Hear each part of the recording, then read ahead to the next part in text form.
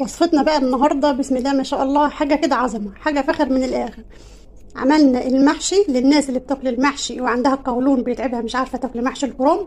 لا، انا حطيت لك مكونين اتنين في المحشي هيخليك تاكل المحشي بالكميه اللي انت عايزاها، مش هيتعبك خالص. وحشينا الكوسه والقلب اللي طلع منها احنا ما رميناهوش، لا احنا استغليناه وعملنا بيه وصفه زي ما انتم شايفين بالشكل ده كده اهو. حاجه جميله جدا طعمها روعه. وكمان عملنا خلطة دهنا بيها الفراخ بتاعتنا المسلوقة وحمرناها زي ما انتم شايفين. شوفوا لونها بسم الله ما شاء الله حاجة جميلة ازاي، كأنك شوياها. محدش يقول ان الفراخ دي مسلوقة ومتحمرة. شايفة شكلها الله اكبر عامل ازاي.